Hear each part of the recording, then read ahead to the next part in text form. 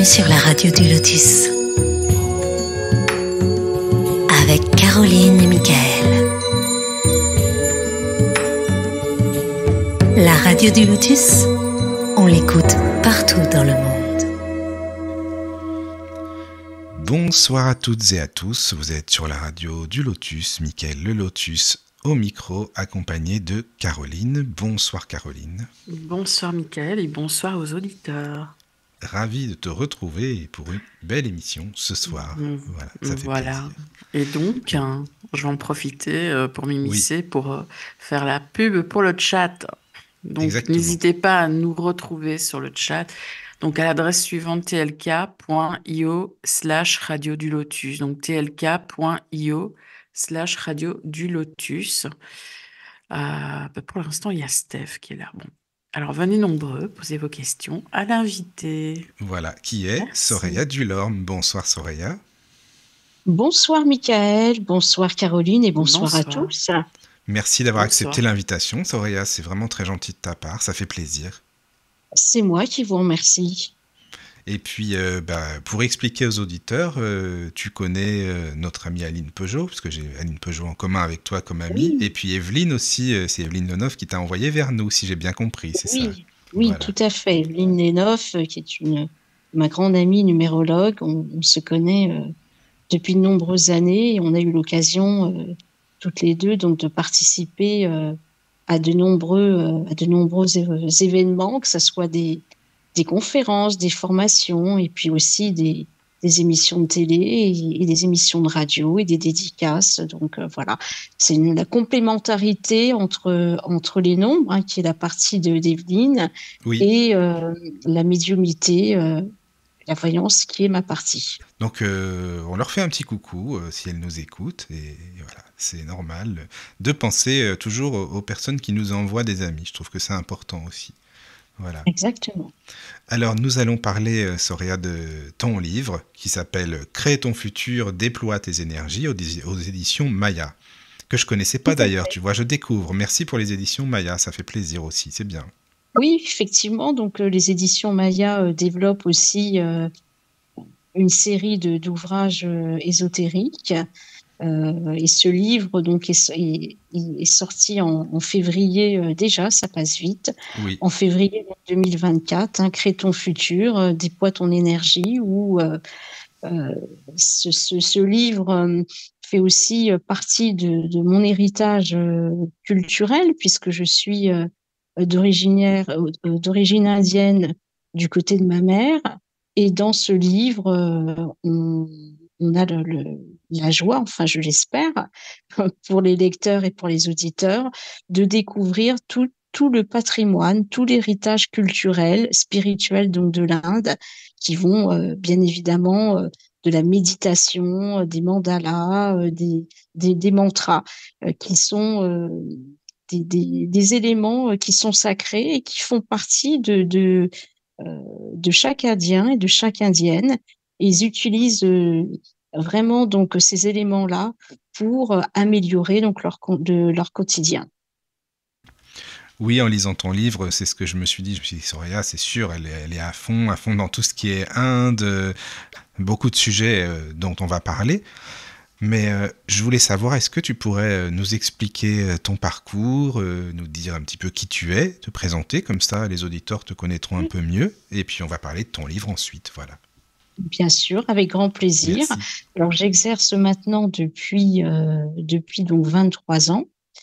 À la base, je me destinais, d'ailleurs, comme beaucoup de confrères et de consoeurs, pas spécialement au niveau de ce métier, quoique dans ma famille, mon grand-père était médium, mon arrière-grand-mère était cartomancienne, mais je n'étais pas très sensibilisée à reprendre donc ce flambeau.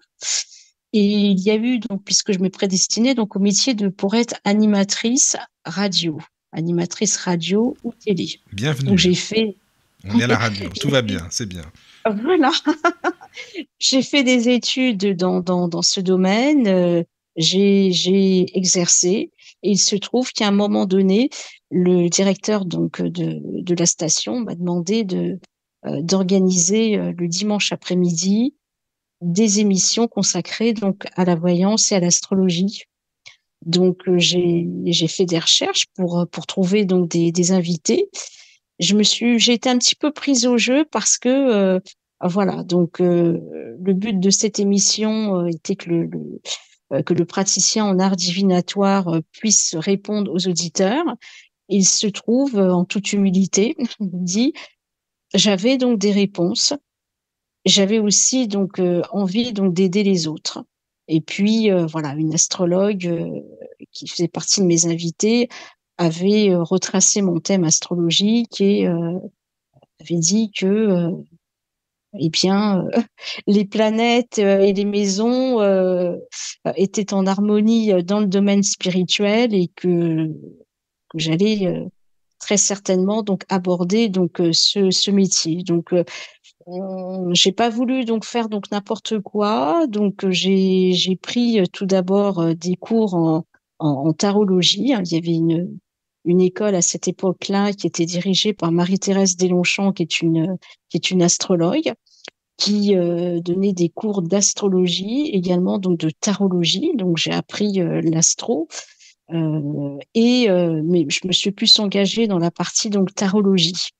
Hein. Donc j'ai fait donc pas mal de stages, j'ai fait également de la sophrologie, mais bon, la médiumnité, donc faut l'avoir déjà donc en soi, ou sinon je pense que si on ne s'intéresse pas aux autres et si on n'a pas ses intuitions, ses rêves prémonitoires, c'est un peu donc difficile donc d'aborder donc le tarot. Et il se trouve que j'avais des flashs auditifs, visuels. J'ai pendant cette période eu une prédiction malheureuse par rapport à quelqu'un qui m'était très proche, où j'ai vu donc ce garçon allait avoir un accident donc de moto. Et effectivement, ça s'est révélé donc exact. Et ce garçon donc est décédé. Et c'est de là où j'ai compris que bien, il y avait peut-être quelque chose donc à faire. Je lisais aussi à cette époque beaucoup donc d'ouvrages. J'assistais aux conférences par rapport donc aux défunts.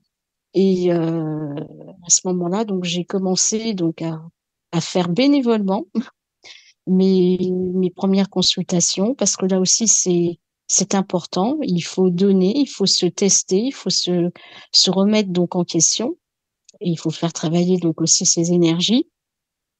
Et puis, ben, au fil du temps, donc j'ai par la suite je pris cette décision de quitter donc mon métier et m'installer donc dans la profession. Voilà, donc ça fait 23 ans et je ne regrette pas. C'est tous les jours donc des rencontres différentes, des personnalités donc différentes, des canaux qui sont différents. On va les chercher donc vraiment donc en profondeur l'élément, le symbole, le flash, dans le but bien évidemment donc d'aider les autres, puisque pour moi donc la voyance, euh, que l'on ait des messages qui soient positifs ou parfois donc négatifs, on doit ressortir bien dans une consultation. Et le but, quoi qu'il arrive, qu'il y ait des réussites, des obstacles, des efforts à faire, des épreuves, eh bien, il y a toujours donc une autre possibilité d'évoluer, d'avancer et de trouver son chemin. Et le rôle pour moi donc du médium, ce que je fais tous les jours au quotidien, c'est ça, c'est cet accompagnement-là. Mais au début, c'était pas trop compliqué quand même quand tu dis j'ai eu un flash et ben voilà, c'était pas non plus ce qu'il y avait de mieux hein, comme flash. Ça t'a pas fait peur au début de dire est-ce que je continue ou pas dans ce domaine-là? Mais tu poses donc une bonne question. Donc effectivement, c'est toujours quelque chose qui fait peur. J'ai pour habitude d'analyser, euh, de prêcher le faux pour connaître le vrai, avec moi-même, hein. Et effectivement, donc j'ai aussi à cette époque-là fait des séances donc de sophrologie, puisque la sophrologie permet aussi cette connexion donc avec notre moi donc intérieur, pour me rassurer si effectivement il y avait bien cet éveil spirituel ou si j'aurais pu être très fatiguée dans mon corps physique, ce qui est autre chose. Hein, parce qu'il y a une différence entre la connexion sur le plan donc spirituel, euh, parce que c'est une mission. Hein, pour moi, donc être voyant, c'est vraiment une mission de vie. Être voyant ou praticien en art divinatoire, d'une manière donc généraliste, c'est une mission de vie plus qu'autre chose. Mais il faut savoir aussi que certaines personnes, alors on en parlera aussi au cours de cette émission, on peut croire aussi que on a des flashs et ça peut être aussi considéré comme un état mental qui est en déséquilibre. Donc, effectivement, quand on est jeune, quand on a une vingtaine d'années, et puis d'un seul coup qu'on voit des choses, on peut se poser des questions. Et d'ailleurs, donc l'entourage amical ou familial se pose aussi ces questions-là. Si tu leur en Durant, parles, oui. Vas-y, Carole. Voilà, il y a un côté un peu, quand même, donc un peu donc déroutant. Et c'est aussi déroutant dans la vie donc d'une jeune fille de voir des choses, de ressentir, parfois de ne pas pouvoir donc toujours donc le dire, d'autant plus quand on est dans une ambiance de médias, hein, par exemple, où c'est symbole de divertissement, c'est la créativité, c'est la rapidité. Mais ce qui est assez donc mystérieux au niveau de ce parcours, mais après j'ai pu l'expliquer, c'est qu'en fait la radio et la télévision ne m'ont jamais lâché. Il y a eu très rapidement quand j'ai commencé à travailler d'une manière professionnelle, j'avais déjà été contactée donc par une radio. Et puis, au cours de ma carrière, donc j'ai continué pendant des années aussi donc à faire de la télé hein, sur une chaîne de télévision qui s'appelait IDF1 et maintenant qui s'appelle 20 minutes TV. Ah, je Mais savais je pas qu'elle avait comprends changé de donc, nom. Je connaissais oui, elle a IDF1, tu vois. changé de nom. D'accord. Elle a changé de nom. J'ai compris quelques années plus tard pourquoi il y avait ces deux casquettes, parce que déjà, c'est vrai que les flashs auditifs, j'entends beaucoup de choses. Et j'ai le sentiment que quand j'entends donc une voix, ça fait comme si que c'était une sphère. Il y a quelque chose donc de plus haut donc qui s'élève et je me sens bien. Je sens que mon énergie est renforcée et ça me permet donc d'être beaucoup plus donc à l'écoute des messages euh, que je reçois. euh, soit en audition, mais aussi, je dirais, donc en visuel. Donc, c'est un tout. C'est comme si que je me retrouvais donc dans une ambiance très particulière, avec un sentiment justement donc de joie, donc de bien-être, et qui est dû à la fréquence en fait du son et à la fréquence donc des mots, sachant que, encore une fois, dans la tradition donc indienne, les mots sont des mantras.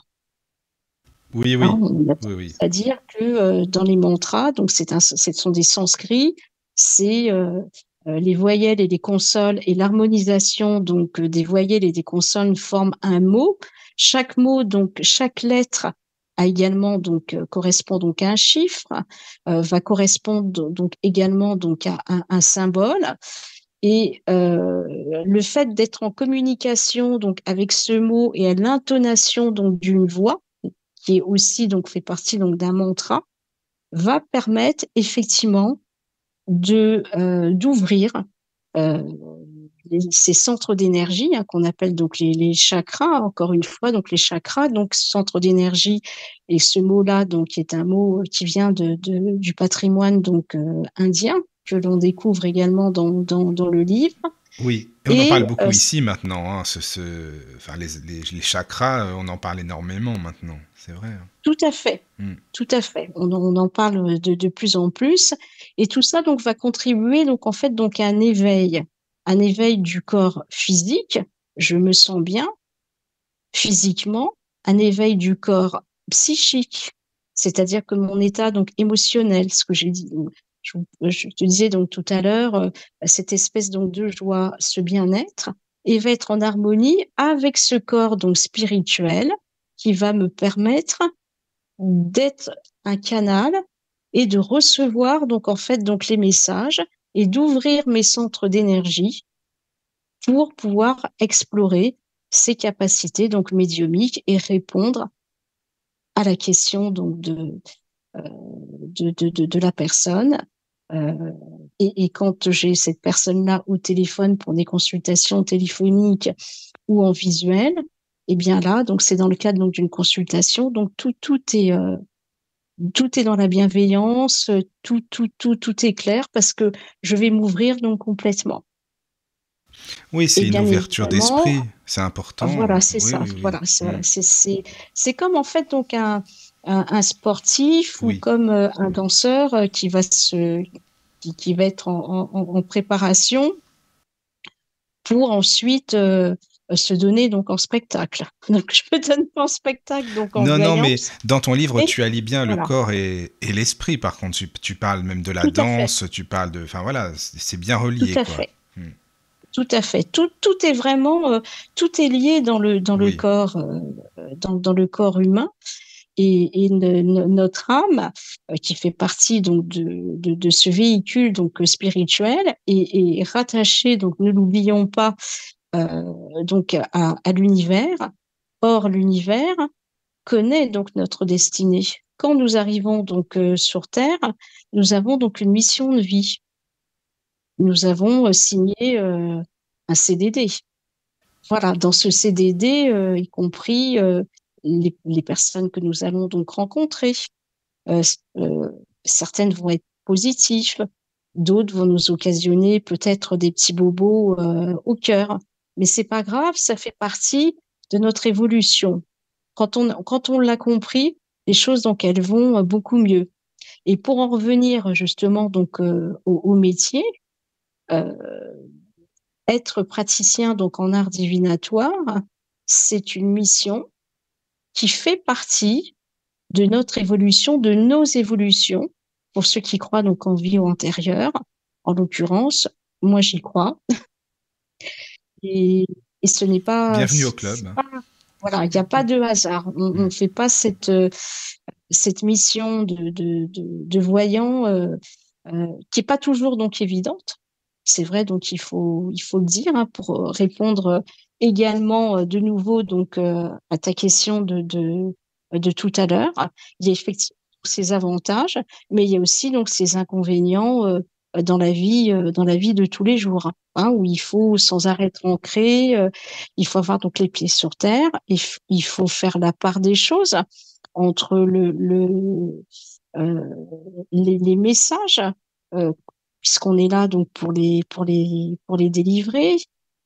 Est-ce un bon message? Est-ce un mauvais message parce que euh, je vais être fatiguée donc dans mon corps physique? Je veux aussi donc avoir mes propres problèmes.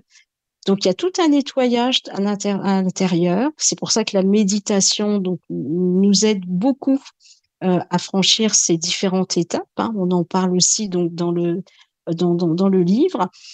Et je voudrais dire donc aussi que nous avons tous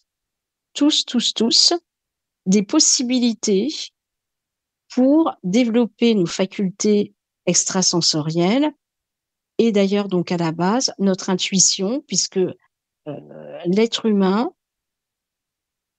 est intuitif, il a effectivement ses possibilités pour arriver à la maîtrise donc de sa vie. C'est pas du tout Voilà. pour une élite, comme bien des personnes veulent le dire, quoi. C'est pas du tout... Non, Non, on est pas d'accord. du tout. Donc on a tous un cerveau droit, un cerveau gauche. Le cerveau droit, c'est celui donc qui est relié donc à notre intuition, et le cerveau gauche va être lié à la partie donc du raisonnement. Donc, alors il n'y a pas que nous hein, sur Terre, hein, c'est le règne donc humain, mais par exemple, donc on s'aperçoit aussi que les animaux, ils sont intuitifs, ils ont cette intuition, mais qui va être différente, donc elle va être instinctive. puisque la partie entre parenthèses mentale va être un peu donc différente, puisque l'harmonisation donc si il y a une harmonisation donc bien évidemment avec l'être humain, mais l'expérience donc de vie plutôt donc va être différente de l'être humain. Mais les animaux donc voient beaucoup de choses. Si je prends par exemple donc le chat, il y a quand même plein d'histoires dans la mythologie. Et la mythologie nous permet donc aussi euh, de faire un parallèle avec les expériences donc de la vie. Dans la mythologie donc égyptienne ou même dans la mythologie donc grecque, on voit bien que le chat euh, a des dons médiumniques, et souvent donc les animaux qui sont instinctifs, qui sont intuitifs, sont là pour nous aider. Et d'ailleurs, donc en Inde, on accorde une importance capitale aux animaux. Les animaux donc sont considérés comme des animaux donc totems, hein, des animaux donc de pouvoir. Et d'ailleurs, dans le cadre du chamanisme, les animaux, pareil, ont un rôle extrêmement donc important pour euh, pour nous envoyer donc des messages et pour provoquer donc aussi ce qu'on appelle donc des visions. L'animal en Inde est un symbole. Bah, tu en parles beaucoup dans ton livre, hein, quand même, des animaux, Oui, d'ailleurs. oui, Hmm. oui, tout à fait, tout Oui, à fait. Donc le mais règne le animal, règne animal, oui. et on peut d'ailleurs, ce qui est génial, là, c'est qu'on a la possibilité effectivement de visualiser des familles donc d'animaux qui nous tiennent à cœur, parce que là aussi, il n'y a pas de hasard. On dit que quand un animal donc vient vers nous, ou quand on est attiré par exemple par un ours ou par rapport donc à un éléphant, si vous allez chercher donc la symbolique, il y a quelque chose qui va correspondre à votre personnalité ou à un message que vous devez donc recevoir. D'accord. Regardez donc les oiseaux, la colombe ou même des pigeons, souvent donc sont des messagers. Oui, oui, oui. Et puis, c'est pas pour rien, certainement, hein, qu'on dit la colombe, la paix. Il y a des symboles aussi qui sont alliés aux animaux, de toute façon. Tout à fait. Hmm. Oui, oui, oui. Hein, donc on appelle l'animal totem, Oui, oui, oui, oui.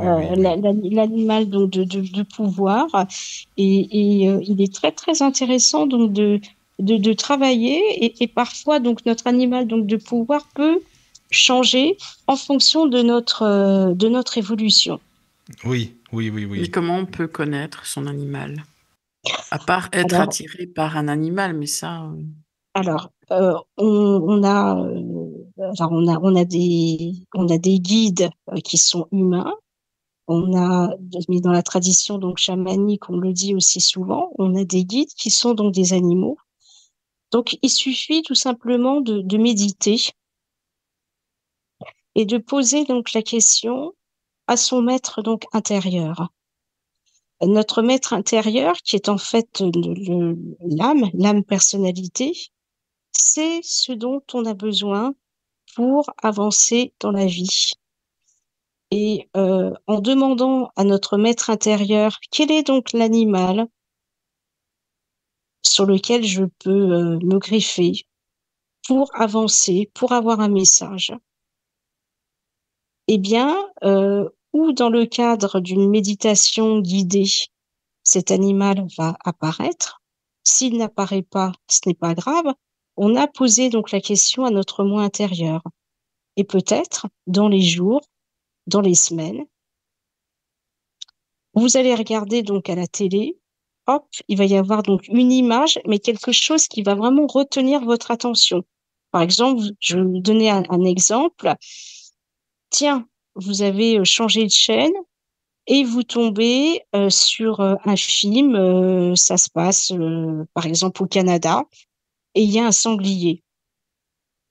Et ça retient donc votre attention, non pas parce que c'est un sanglier qui fait peur, mais vous allez ressentir quelque chose donc en vous. Et le sanglier, ça symbolise en fait la combativité. Et alors après, Si effectivement donc vous voulez travailler donc sur le symbole de la combativité, il est bien, par exemple, de visualiser, soit avec une carte postale ou un porte-clés, enfin peu importe. Peut-être, durant donc la semaine donc qui va venir,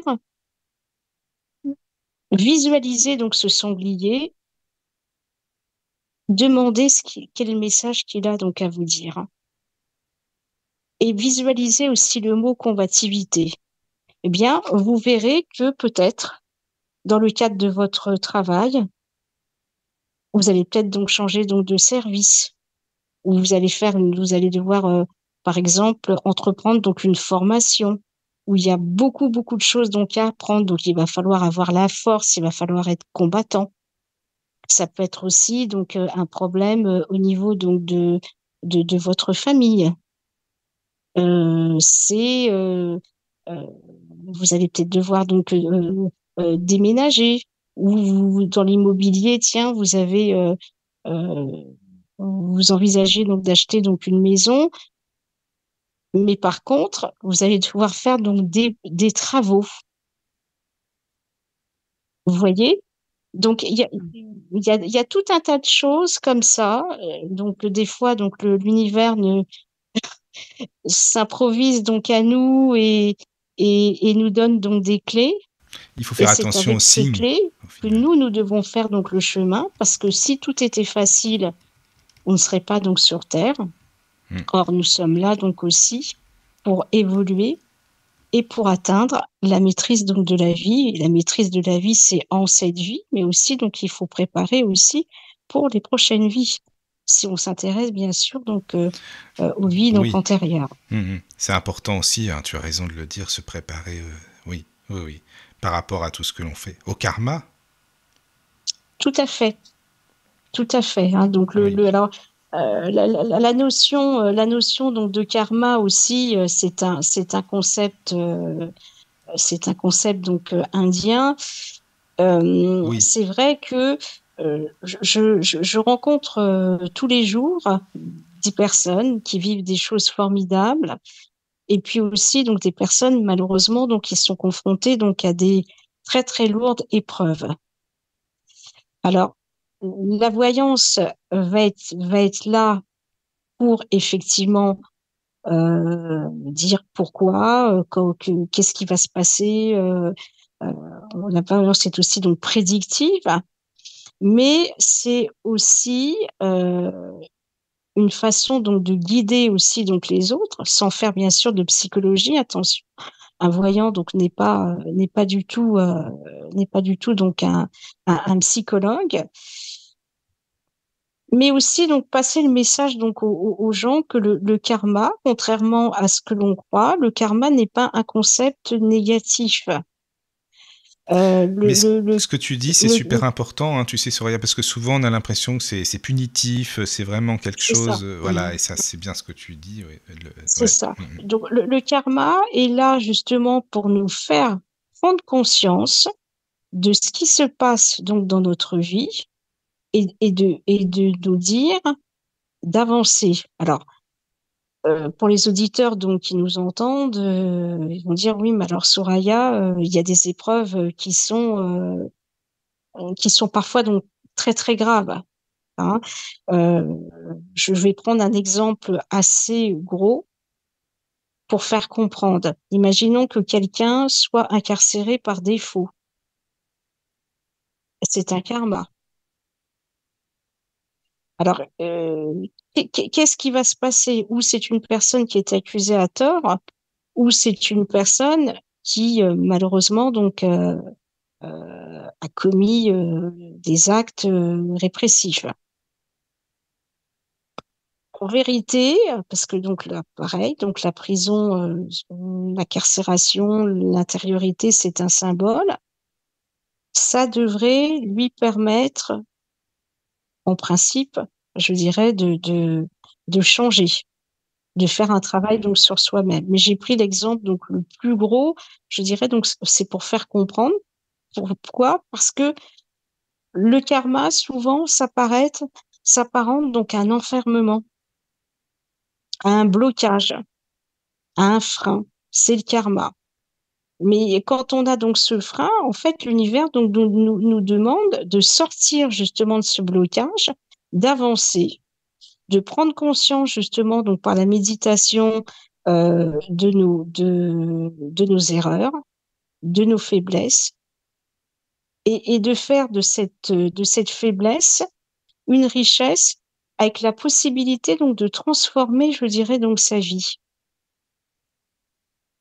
Alors, il y a plein d'exemples comme ça. Je reçois et j'entends, par exemple, des personnes qui me disent, j'ai un karma parce que je n'arrive jamais à me construire dans ma vie affective. Ça revient souvent.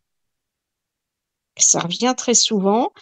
Et on me dit, ah, on m'a dit que c'était karmique. Alors, non, c'est pas karmique. C'est juste que l'univers, donc, à un moment donné, va vous dire, bah, écoute, c'est karmique, toutes tes histoires, c'est un échec total parce que peut-être que tu cibles, enfin, demande à ton être intérieur pourquoi tu as ce karma. Est-ce que tu cibles donc les mauvaises personnes? C'est déjà, je dirais, donc une piste. Hein. Et c'est là où c'est le rôle justement donc du praticien en art divinatoire de détecter les causes d'un éventuel karma qui, je le répète, donc est un karma donc positif, et l'emmener vers le chemin qui va lui permettre enfin de purifier donc ce karma et d'en faire une force et d'améliorer sa vie. Et pourquoi pas, donc j'ai pris l'exemple affectif parce que ça revient très souvent, de pouvoir rencontrer l'homme ou la femme de sa vie. Mais c'est vrai que c'est souvent de ces choses-là qu'on parle, hein. Toujours l'homme et la femme, l'amour ou quoi. Enfin bon, voilà, Oui. c'est. Hein, donc il y a beaucoup de choses donc, dans le karma, et c'est vrai que Oui, dans ce livre, j'en parle beaucoup, et j'en parle à travers donc des conférences aussi. oui. C'est le karma, c'est pas, il n'y a pas quelque chose donc de punitif. Et puis vous imaginez déjà donc c'est dur donc à vivre. Et pour la personne de se dire, eh bien, en fait, donc je suis punie C'est tant que je ça. suis sur cette terre, C'est c'est horrible. culpabilisant, en plus. Eh bien oui, il y a une culpabilité. Et oui, Et cette culpabilité, donc, elle ne fait pas avancer. oui, exactement. Au contraire, ça nous freine plus qu'autre chose. Donc, tout à fait, tout à fait, tout à fait. Et en Inde, les choses sont vues donc différemment. Hein. Donc, le karma, justement, avec force, on va tout faire donc pour briser donc ce karma. Donc, on va utiliser des techniques ancestrales, spirituelles, qui font partie du développement personnel au jour d'aujourd'hui, hein, puisque c'est le mot donc qu'on emploie donc et c'est très bien d'ailleurs depuis qu'on est rentré donc dans l'ère du Verseau. Et ces techniques vont aller de la méditation, du chant, du rêve donc éveillé, de la pratique aussi donc des mandalas. Donc, on va vraiment donc utiliser toute une panoplie donc de techniques pour Oui. sortir de ce labyrinthe. Hein. En tout cas, toi, tu en as beaucoup de techniques. Vraiment, dans ton livre, tu parles de plein de domaines, quoi.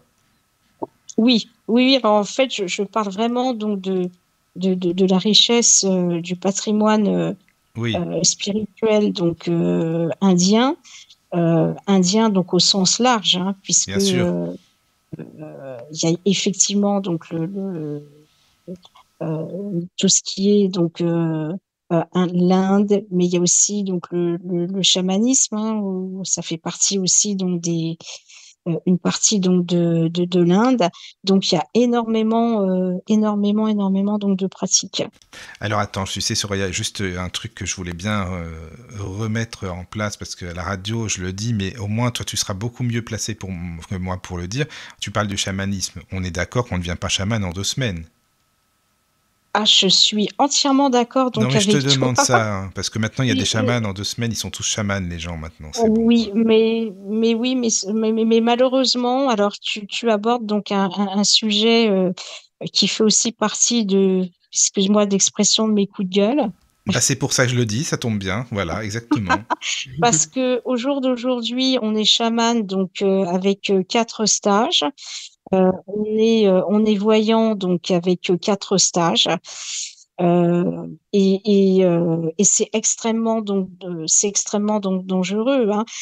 Quand on voit qu'en Amazonie ou au Tibet, les chamans,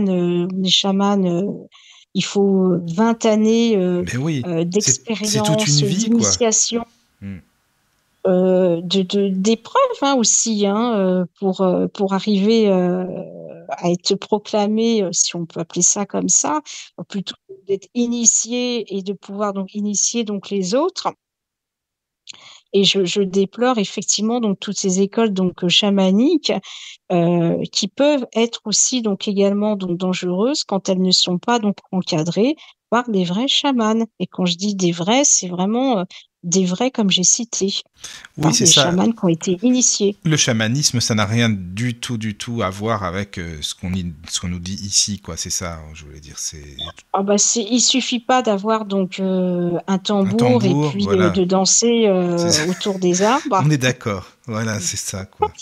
Pour Ouais, être, ouais, pour ouais, ouais. être, pour être chamanique. Alors c'est vrai donc que le son donc a la musique est extrêmement donc importante en Inde et également dans les pratiques chamaniques et même dans notre monde également donc occidental, puisque on utilise donc ce qu'on appelle la musicothérapie Oui, pour traiter des problèmes tels que le stress, euh, ou même aussi euh, pour, pour, euh, pour apaiser, par exemple, donc les enfants quand ils ont donc des douleurs.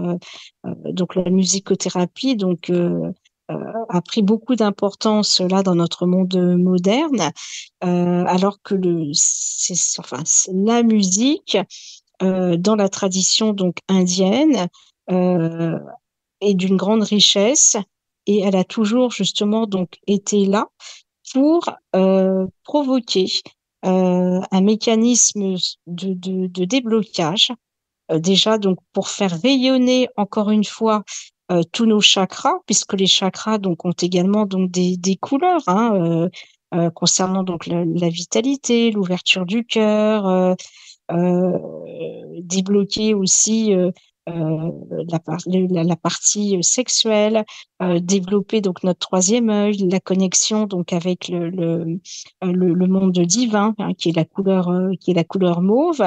Mais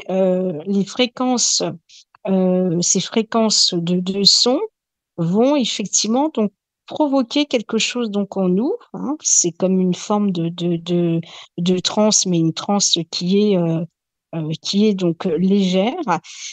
C'est vrai que dans les clubs chamaniques, si vous partez donc en Amazonie, donc il y a tout un tas de choses, parce que il va y avoir donc des transes, il va y avoir des boissons aussi donc qui vont être bues, donc c'est complètement donc différent, hein. Ce sont des rites, hein. Ce sont des rites, mais ce sont des rites qui n'ont rien à voir avec le stage, comme tu dis, qui va durer donc 2 jours. oui, voilà. Non, mais c'est ça Voilà. que je voulais dire, parce que moi, j'en ai plein des chamans qui m'écrivent hein, pour la radio, c'est pour ça que je te le dis.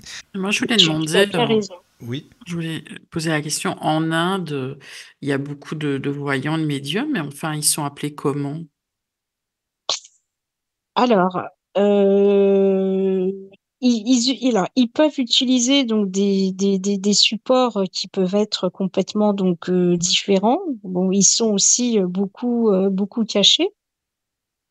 Ah, d'accord, je crois que Euh, c'était plus ouvert qu'ici. on les appelle, ça peut être aussi donc des personnes qui vont être sont des prêtres, qui vont délivrer donc des messages qui vont être prophétiques.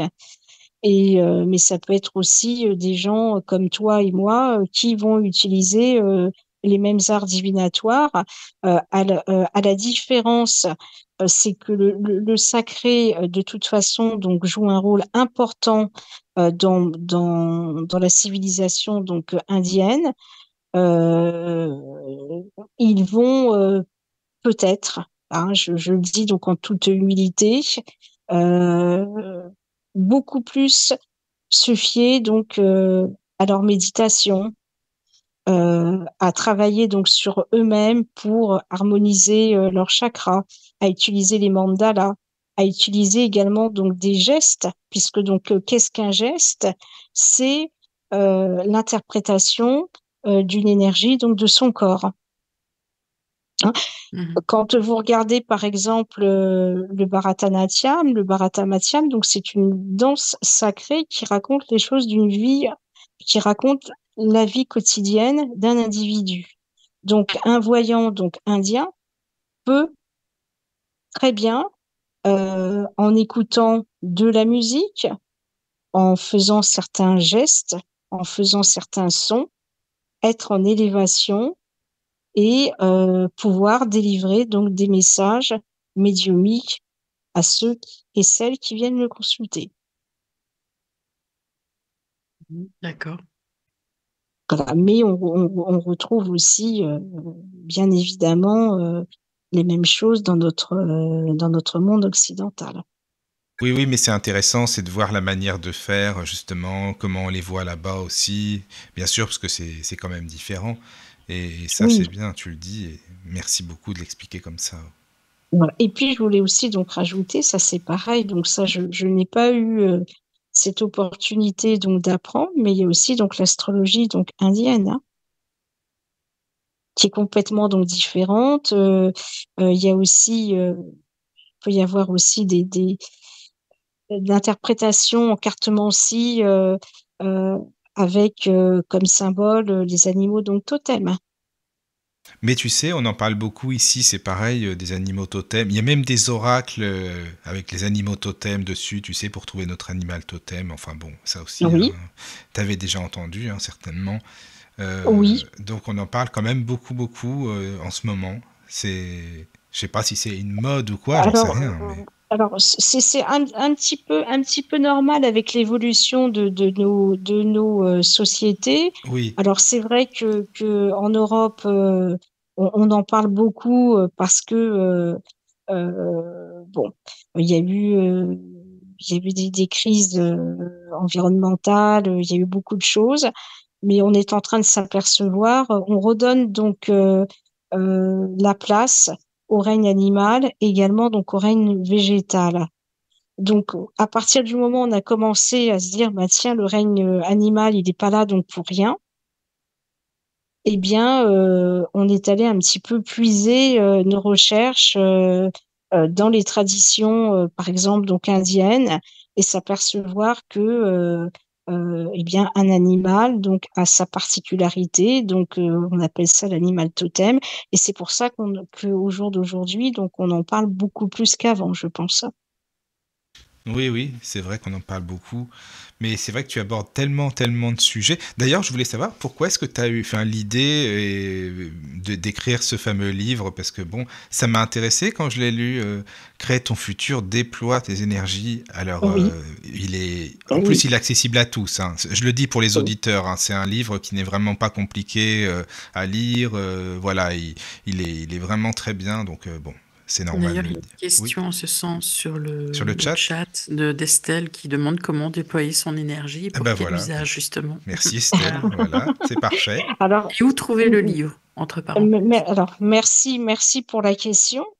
En fait, pendant des années, je me suis aperçue qu'au travers des consultations, que beaucoup de personnes donc avaient du potentiel, manquaient parfois donc de confiance en eux, faisaient souvent donc les mêmes erreurs, et que finalement, en tant que médium, je pouvais donc montrer quelle était donc la voie, mais tout le travail, ce n'est pas moi qui allais le faire, c'est eux. C'est eux, et ils avaient donc tout un potentiel. Donc, crée ton futur parce que en méditant, en visualisant donc son devenir, en essayant de se remettre donc en question, trouver sa place donc dans la société, euh, visualiser des choses positives qui correspondent donc à nos aspirations donc de vie, on peut effectivement arriver vers un avenir meilleur créer son futur, mais pour cela, il faut travailler. Notre corps, s'il est sur Terre, il n'est pas mort, hein. Il est actif. Donc, soyons euh, acteurs et actrices de notre vie et non pas spectateurs. Et c'est pour ça donc que j'ai fait ce livre. J'ai tendance parfois, avec certains consultants et consultantes, où je vois qu'il y a un énorme potentiel, qui peuvent faire plein de choses, mais qu'ils n'y arrivent pas. J'aurais presque envie de les secouer en leur disant, mais allez-y, Bah oui, allez-y, foncez. en plus tu le disais tout à Faites l'heure, ce que vous avez envie de faire. c'est accessible, en plus tu le disais, c'est accessible à tous, quoi. Oui, oui, oui. Et ce livre, en fait, je l'ai créé à l'époque donc du Covid. Donc pour répondre donc à la question, parce que à cette époque-là, j'avais beaucoup de consultations par téléphone, malheureusement donc avec des personnes qui ont fermé leur entreprise. Euh, j'ai vu aussi donc des couples désunis parce que ben, d'un seul coup, on est l'un à côté de l'autre, on peut pas sortir et on se redécouvre donc différemment. Et tac, c'est la catastrophe, c'est l'épreuve donc qui arrive. Alors que on nous demande justement de déployer donc notre énergie, de montrer qui nous sommes avec effectivement donc la meilleure disquette pour pouvoir reconstruire donc sa vie, pour avoir une bonne communication donc avec l'autre et pour avancer donc ensemble sur la partie affective. Et en ce qui concerne sur le professionnel, où effectivement donc à l'époque du Covid, il y a eu énormément donc de drames et de reconversions, c'est voilà, je n'ai plus, et je pense en particulier donc à une personne, je n'ai plus donc ma boulangerie, je suis donc en déficit, mais la vie ne s'arrête pas là. Qu'est-ce que j'ai envie de faire? Ah tiens, j'ai une idée, je veux être éducateur sportif, parce que c'était le cas donc d'un consultant. Eh bien, si je visualise les choses positives, automatiquement je vais me mettre en énergie, je vais me mettre donc en course. Et si je crois en des valeurs, si je crois à ce que j'ai visualisé, eh bien je vais réussir. Et j'ai eu beaucoup de cas, beaucoup de cas, beaucoup de cas comme ça. Ça part effectivement du boulanger à l'hôtesse d'accueil qui d'un seul coup donc veut être aide-soignante et pourquoi pas donc après donc infirmière. Enfin, il y a eu beaucoup de cas comme ça et c'est la raison pour laquelle euh, j'ai fait ce livre. Voilà, crée ton futur. Mais il y a beaucoup de gens qui se sont aussi découverts des capacités pendant cette période. On Tout à reçoit fait. énormément de médiums, de voyants qui ont commencé pendant la période Covid. Comment, Alors, comment tu peux expliquer ça?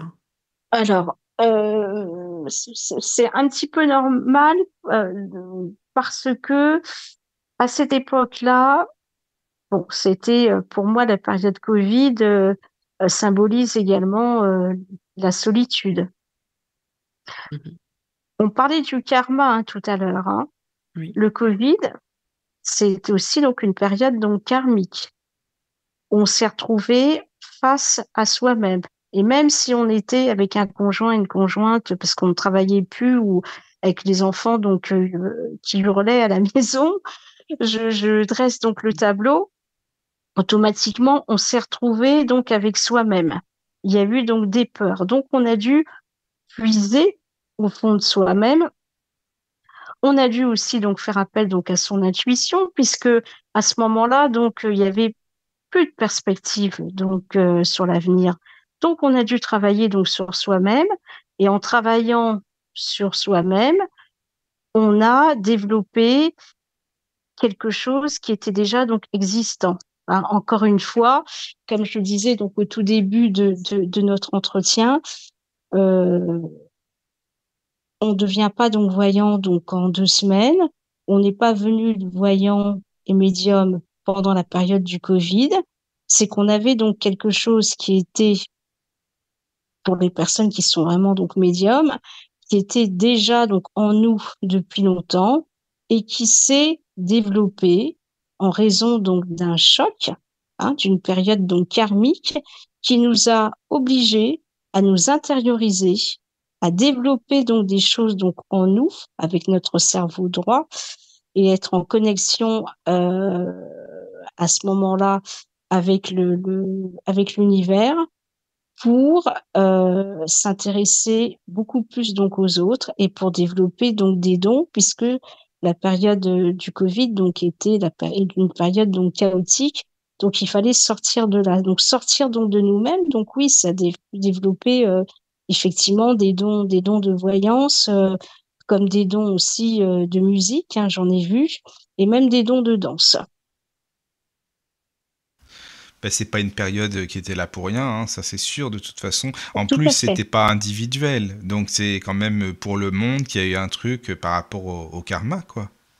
Ah oui, tout à fait. Donc, on nous a vraiment donc alertés. Oui, c'est ça. Cela dit, je constate quand même que 4 ans et demi donc après, quand je vois donc tout ce qui se passe donc dans le monde et notamment donc au niveau des guerres, il y a quelque chose que l'être humain donc n'a pas encore compris. Donc, il faut faire attention à ça.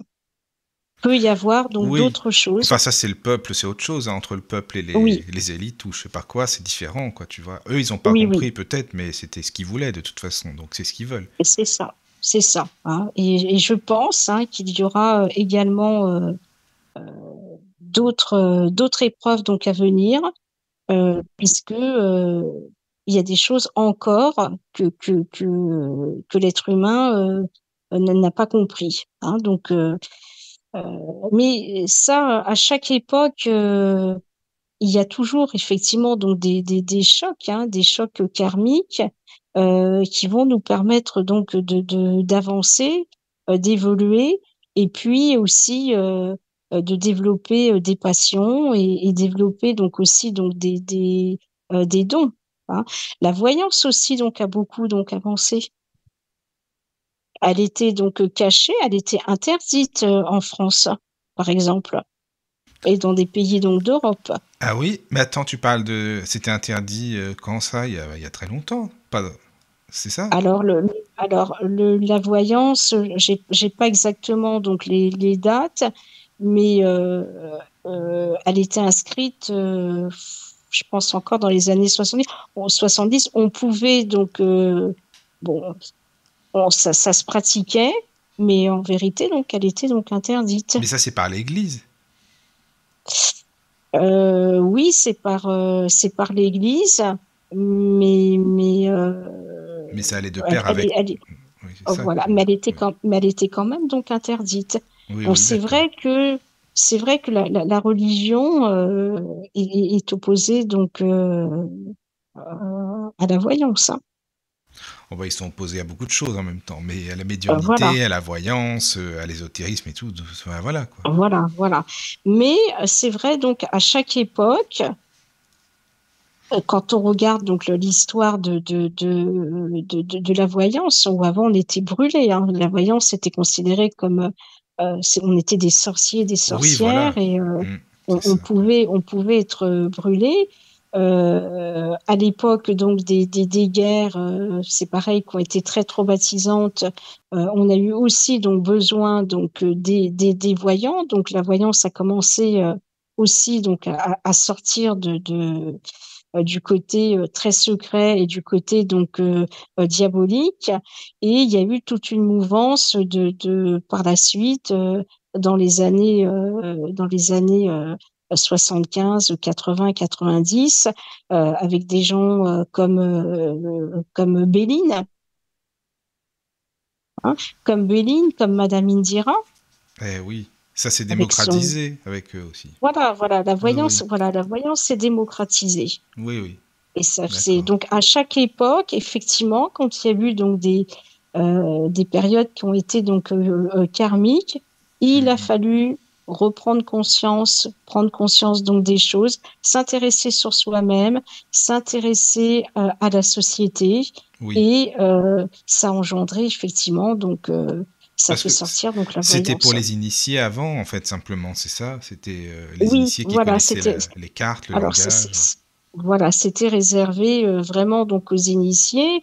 Si on regarde dans la mythologie, donc en Grèce, c'était donc les Pythie, Oui, hein, oui, oui. et c'est pareil. Donc, elles étaient donc initiées. Il y avait des jours où elles dévoilaient donc les messages prophétiques, et pour d'autres, c'était donc interdit. Donc, il y avait toute une préparation. Hein, et on doit se préparer, et c'est pour ça, donc en Inde, c'est pareil. Donc, il y a des préparations, il y a les éléments, les techniques dont on a parlé tout à l'heure, c'est pareil donc pour les chamaniques, pour le chamanisme, et on doit aussi euh, se préparer sur le plan spirituel quand effectivement donc on veut recevoir donc un message médiumnique et on veut donc le délivrer à quelqu'un si on a des dons donc de médiumnité qu'on exerce ou qu'on n'exerce pas. À ce sujet, je dois dire que je vous ai parlé au début donc de mission de vie. La médiumnité donc concerne tout le monde. Il y a des médiums et des voyants qui exercent leur métier à titre professionnel pour des consultants, des consultantes. Et puis, il y a aussi des médiums qui n'exercent pas leur métier pour prédire donc l'avenir, mais on va les retrouver, par exemple, dans le domaine médical. Hein, Bah, tu des sais, grands quand tu dis ça, ça me fait scientifiques, penser à Edgar Cayce, par exemple. mais tout à fait, Parce que lui, c'était tout à vraiment fait. ça. Mm. Mais tu Donc, utilises quoi, toi, par exemple, Soraya, comme carte, comme oracle ou comme... alors, moi, j'ai à la base, il y a plus de 20 ans, j'ai commencé donc par le tarot de Marseille, Oui, parce que j'avais pris vraiment donc des cours d'une manière très studieuse. Ensuite, j'ai utilisé donc le tarot de Madame Indira, qui était un tarot donc indien. d'accord. Et par la suite, donc j'ai créé donc mon propre oracle, où pendant donc quelques années, à chaque consultation, dès que j'avais des flashs qui se manifestaient donc par des symboles, donc des couleurs, je notais après chaque consultation. Ah, c'est bien J'ai fait ça. donc des tests, et au jour d'aujourd'hui, donc j'ai mon propre oracle. D'accord. Mais c'est bien parce que c'est personnel, justement, si c'était les flashs que tu avais, les visions, les Oui, couleurs et autres. C'est ça qui est bien, justement. oui, oui. Ah, c'est ce qui me permet Oui, vraiment donc de rentrer donc en vibration, d'être oui. animé par quelque chose, parce que en voyance, je n'aime pas m'ennuyer. Ouais, je comprends, hein. Mais ton oracle, on peut le trouver facilement? Alors, malheureusement, donc il a été fait, on peut pas, il n'est pas édité. J'ai sorti donc D'accord. parce que là c'est mon deuxième ouvrage. J'ai un autre ouvrage où effectivement, donc où je parle donc de mon oracle, de chaque symbole, parce que on y trouve des symboles, on y trouve donc des couleurs, ça a une importance, il y a des méthodes donc de tirage. Donc le livre a été édité, mais par contre les cartes n'ont pas été Ah, c'est éditées puisque dommage. Oui. voilà, l'éditeur trouvait que bah, pour des raisons économiques, Ah, c'était évidemment. C'est toujours vraiment ça. donc onéreux, et c'est très difficile. C'était très difficile à cette époque-là D'accord. voilà. Mais Et puis c'est peut-être que ça dommage. devait. Ça serait bien de l'éditer, je trouve. Ça serait vraiment... c'est intéressant parce que ça complète le livre, justement. Et ça, c'est bien, quoi. Et oui, mais écoute, pourquoi pas? D'accord. Bon. Bah, tu nous le diras Pourquoi au pas? cas où, hein. On en fera une Voilà, émission pour en peut-être. parler, comme ça. C'est bien aussi. Mais oui, Oui. exactement. Mais c'est vrai Voilà. qu'il y a beaucoup d'oracles. Hein. Non, mais il y en a trop Euh, maintenant. Je te dis Non, franchement, c'est oui, trop. non, c'est pas possible, quoi. Tout le monde sort son oui. oracle, voilà. Puis je pense, enfin, Bah, je sais pas ce que t'en penses, mais je me dis que la personne qui a créé l'oracle, elle a une énergie forcément comme toutes les personnes, mais l'énergie, elle est aussi dans cet oracle. On est d'accord, elle le donne de son énergie, puisque de son ah temps, bah, de son. Oui, Ah, mais de toute façon, un oracle ne doit pas être construit. Alors, déjà, donc, c'est vrai que moi, il y a des choses qui me choquent. Un oracle ne doit pas être construit d'une manière commerciale. déjà, oui.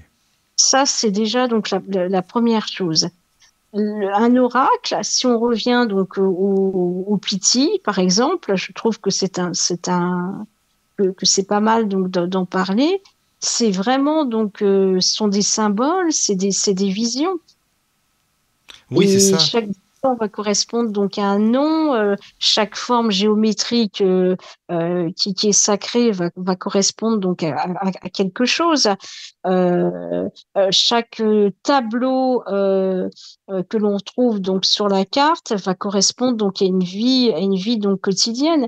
Mais ça, je dirais donc pour construire donc un oracle, il faut aussi de nouveau donc faire des recherches, travailler donc sur soi-même. Et le meilleur exemple, ça va être aussi avec nos consultants. Mais ça va prendre du temps. Et c'est vrai que je vois donc des gens qui font des oracles en un mois. Mm. Mais le problème, c'est que cet oracle n'est pas sacré. Or, il faut pouvoir s'en servir. C'est ça aussi, c'est il faut pouvoir s'en servir. Oui, on est d'accord. On est d'accord, mais Soraya, maintenant tu entends bien, ah mais il est beau, il est vraiment, il a une belle, il est le beau visuel, mais il n'y a pas que ça, quoi. Comme tu le dis, les symboles, c'est important, ça parle de beaucoup, quoi. Tout à fait, tout à fait. Mais il y a des gens qui font comme ça des Oui, oracles oui, oui. en 15 jours, Bon, bah 3 écoute, semaines, c'est merci. Je me sens moins commercial. seul, Soraya. C'est bien, merci Mm. beaucoup, hein. C'est Voilà, clair. ça fait plaisir. Voilà, Ouais, ouais. je vois beaucoup de choses comme ça, mais ça manque d'authenticité, ça manque de sacré. Et je m'étonne qu'on puisse faire des consultations complètes avec des oracles qui n'ont pas justement donc cette dimension donc spirituelle. Je suis d'accord. Mhm. Mais tu C'est sûr. utilises ou tu as déjà utilisé, par exemple, la triade ou le normand, des oracles comme ça?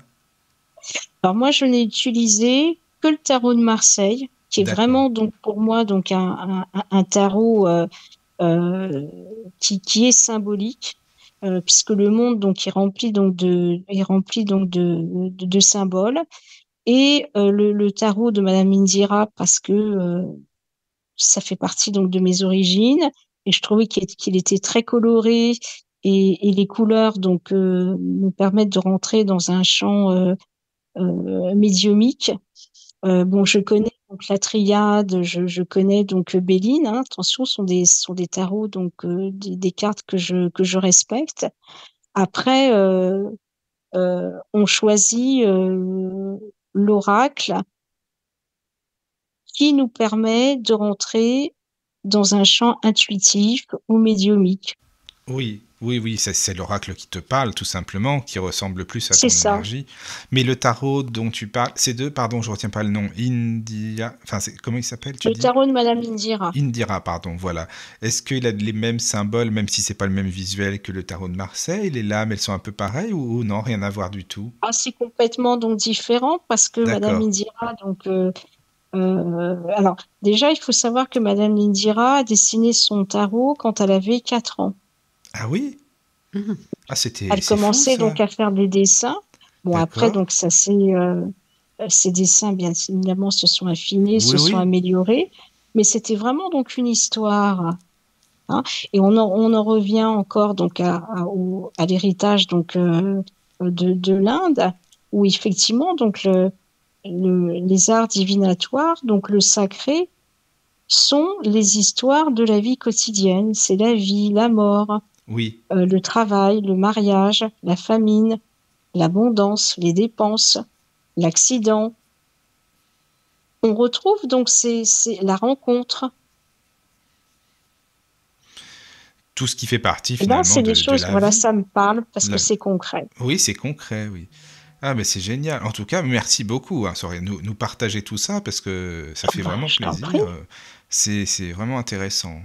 Est-ce que tu pourrais nous parler, tu sais, je t'en ai parlé en off au téléphone, des mandalas? Parce que c'est visuel, donc Oui, forcément, pour moi, ça représente pas grand-chose, c'est normal, oui, mais oui, oui. tu m'as expliqué comme ça, mais ça m'intéresse. Et puis, ben, peut-être Caroline, sûrement aussi, je pense, hein, donc voilà. Oui. Mhm. Alors c'est vrai donc un mandala donc donc déjà il faut savoir que à la base ce sont donc les des moines bouddhistes qui lors d'un voyage notamment qui parcourait donc la route de soie dessinaient comme ça donc des figures géométriques sur le sable. Et ils ont donc découvert que, bien en fait, les, ils ont découvert que cette géométrie donc était en fait donc sacrée. Et un mandala, donc qu'est-ce que c'est? Donc c'est un cercle.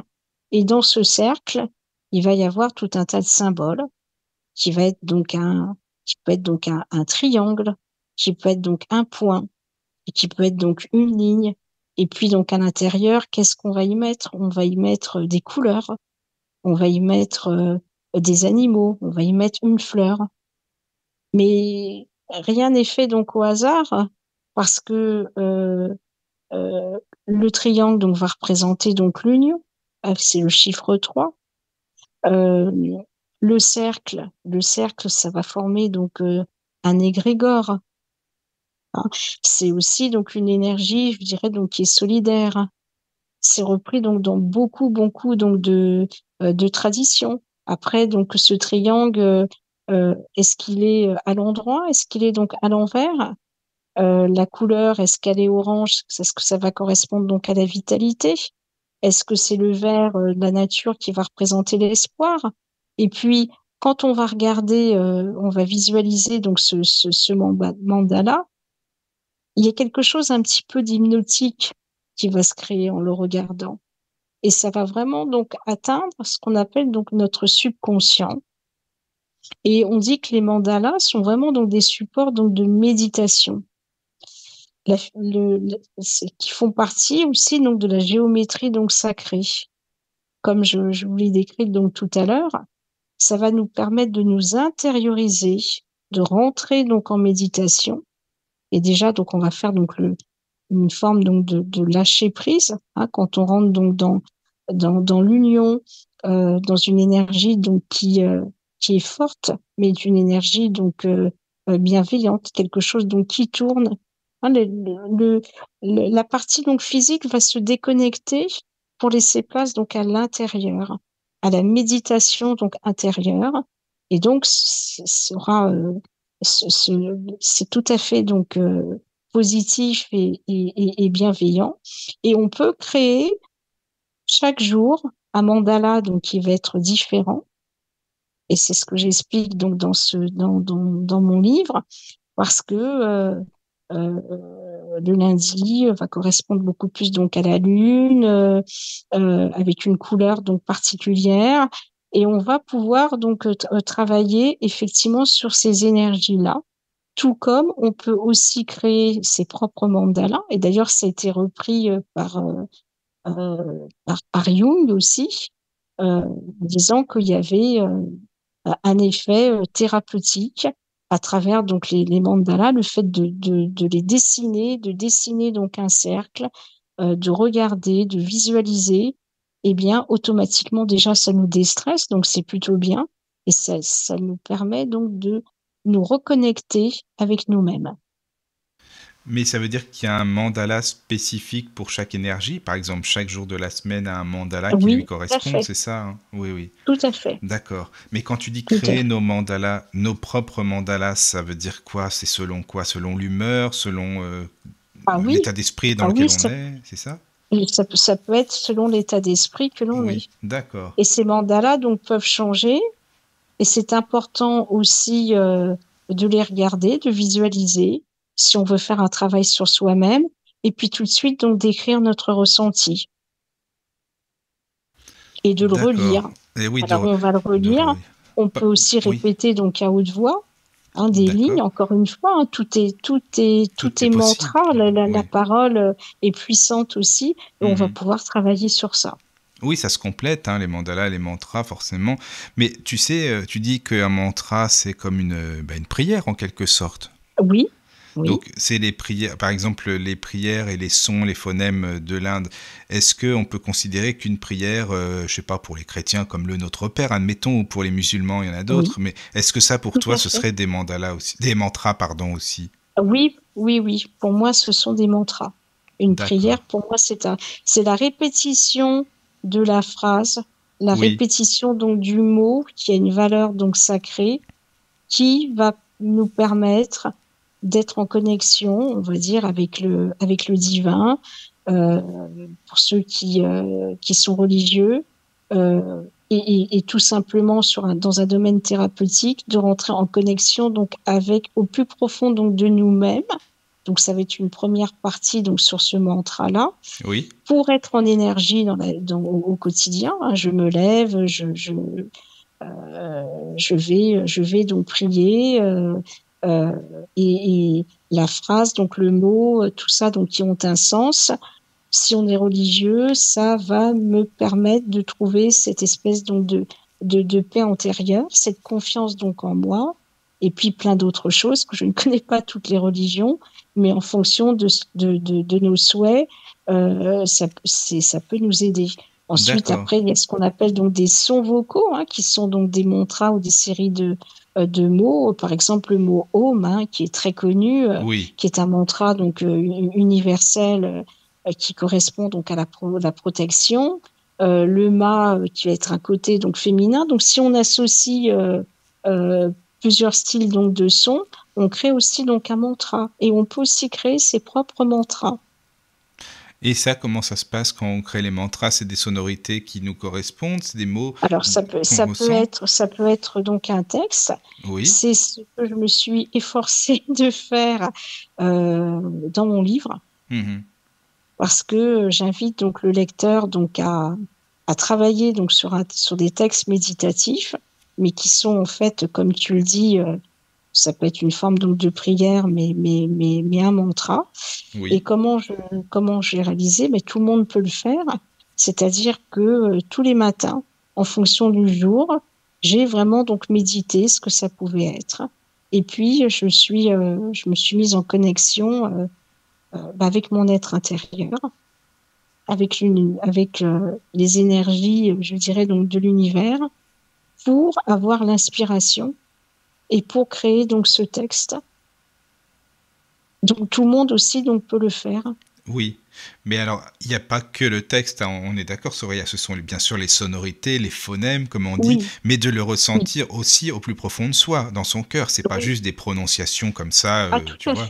On est tout à d'accord, fait. c'est On ça. doit le ressentir vraiment Voilà, c'est ça. donc au plus profond de soi. Oui, oui, d'accord. Et si par exemple quelqu'un, voilà, est triste, bon, je me sers de toute façon toujours de l'expérience, hein, et du vécu donc des uns et des autres.